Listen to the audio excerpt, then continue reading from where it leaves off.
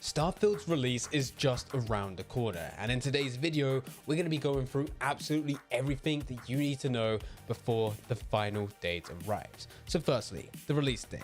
It is the 6th of September, but you can get it earlier. This is if you bought into the Constellation Edition. It means you'll need to go and pay a bit extra, but it also means that you'll be able to get it slightly sooner, on the 1st of September. We also can't talk about the release date and getting it earlier without also being able to change your platform settings. Updating your Xbox will actually allow you to get it slightly earlier. Set the location to New Zealand and, well, it's gonna be quicker than if you're trying to get it here in the UK. Let's talk about the story.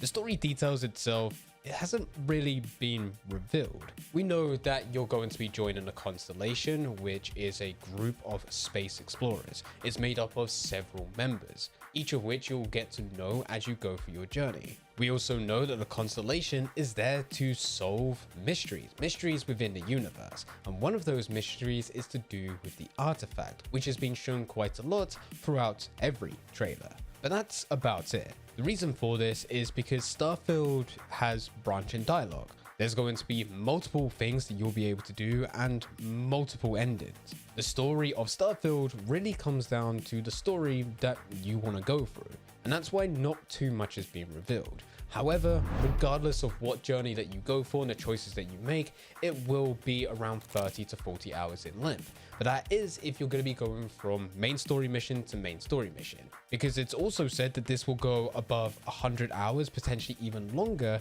if you're going to go and try to go through every single dynamic event and get distracted with what the world has to offer. We also can't get around the idea of there being over 1,000 planets. If you're trying to go to each and every single one of them, yeah, it's probably going to be a few hundred hours. But before you do any of that, you must first go through the intro of Starfield, and part of that is customizing your character.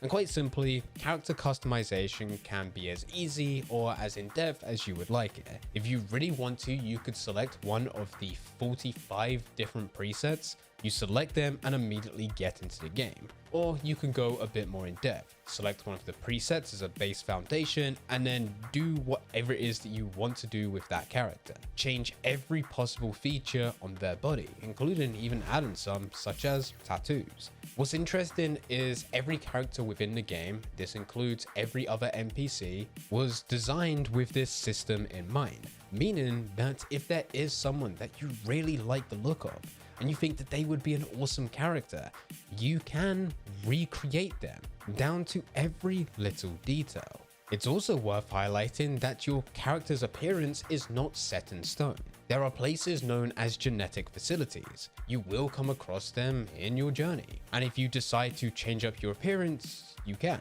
However, there are some things which you cannot change. This is the background and also the traits. The background is exactly what it sounds like. You'll be able to change the backstory of your character, and there's loads to choose from, each offering different skills and even extra content. This already will dramatically shape your story as you progress forward, because there'll be some things that you'll now be able to do or even not be able to do if you select a different background. Similar to this, there's also traits. Now, traits will offer additional skills, but there's also a negative side to this. And it comes down to whether or not you want to select these, because you're allowed up to 3, but these are entirely optional. You can go into the game without any traits, but that does mean that you won't have any of the benefits with them, and you may even be limited to content in some areas. So this is a choice that is up to you. Now let's actually get into the gameplay. As mentioned, the choices that you make will reflect on the overall story, and there are a lot of choices. In fact, it's already been revealed that there's over 250,000 lines of dialogue. Now, to anyone, that's just a number. It's a big number, but how do you compare that? Well, Fallout 4 had just over 110,000 lines of dialogue, so it's more than double of Fallout 4. And Skyrim only had about 60,000. And for Skyrim, that's still seen as quite a lot. There's certainly a lot of choices to be made within that game. And Starfield has 4 times as many lines of dialogue. So yeah, there's going to be a lot of talking, a lot of choices to be made, and your choices will reflect the overall story. And all of these lines of dialogue don't just come from a few side characters. There are many factions within the game, each with their own hierarchy. So we have already talked about the Constellation. The Constellation is the group of explorers that you will be joining, and this is going to be the group that you have the most interaction with. But on top of the Constellation, we also have the Crimson Fleet, Freestar Collective, Rusian Industries, and the United Colonies. These are just the ones that we definitely know about. These are the ones that have been revealed, but there could be more within game. In fact, we do know that there are some smaller affiliations as well as organizations and factions within the game. Ones that we've heard about is Argos Extractors, Ecliptic Mercenaries, Enlightened, House Varun, Sanctuary Universum, and Spaces. At some point, you'll have interaction with each and every single one of these factions, but some of these factions have more to offer. As already mentioned, you will be part of the Constellation, but as you are always with them, it does allow you to select any of these as companions that you can take on your journey, and potentially your relationship will evolve to the point of where you are more romantic. This yet again will unlock benefits as well as extra content depending what actually happens.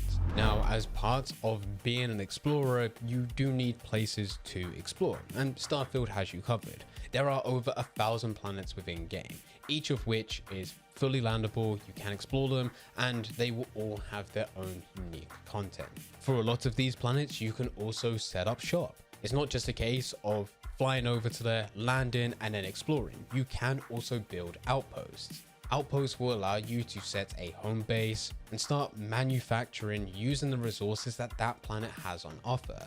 These resources can then be sold for money or even be used for various other things. And similar to what we just mentioned about companions, you will also build relationships with crewmates. As you build out your crew, you're then able to assign crew members to various outposts so that they're able to manage it, and potentially what they're actually equipped with in terms of skills will either increase the amount of production that you're able to have. This could get very complicated and could even lead into a resource management builder, as you'll have multiple outposts, but this really is how you can set things up if you wish to do so.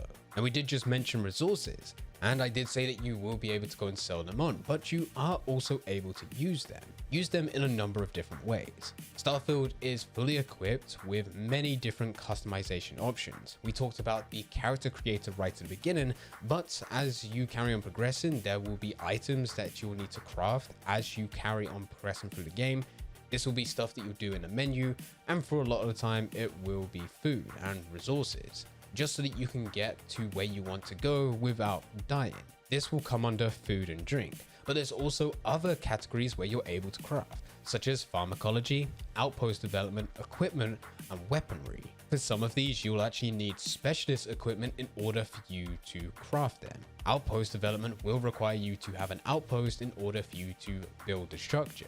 And as for weaponry, you'll first need to build an outpost, but then you'll also need to build a research laboratory where you can then focus more on weaponry or specific areas that you're able to research. And everything that you do craft or research will require these resources. They'll be different for every single item. On a much larger scale, you're also able to build and customize your own spaceships. However, this is more of an endgame type of mechanic, because these spaceships can be very expensive. It's unlikely for you to be able to start this game and immediately start customizing the ships that you want to customize. These can turn into hundreds of thousands, even millions of credits. Plus, on top of that, you'll need the resources to support the various structures that will be included. But the second that you do have the credits and the resources, you're able to customize whatever it is that you want. Bring over structures, bring over components, and place them wherever you want them to be. Shape your spaceship however you want it to be. The choice is really up to you, and what you build here will reflect in the overall stats. You may have a small ship with a good engine which may be able to go far and also quickly, but it might not have the weaponry to support it, and it certainly won't have enough space for you to take a large crew with you. But taking something much larger means that yes, you'll be able to go and bring more crew members with you, and there's going to be more place in which you can put weaponry, but if you haven't got an engine to support it, you're going to be a lot slower. And now you're going to be a much larger target. All of these are things that you'll need to account for when customizing your ship. But the good news is that you're not just limited to one. How many ships you can have, no one actually knows. The highest number that we've seen so far is 14. 14 allowing you to have 14 different ships within your fleet. And it's not really a well-rounded number for you to have 14 ships, so it's likely to be a lot more than this. If you're not someone that wants to customize your very own ship, then there's always the option to buy presets, or you can go out into space, find other enemy ships, disable them, and take them as your own. Although this is easier said than done.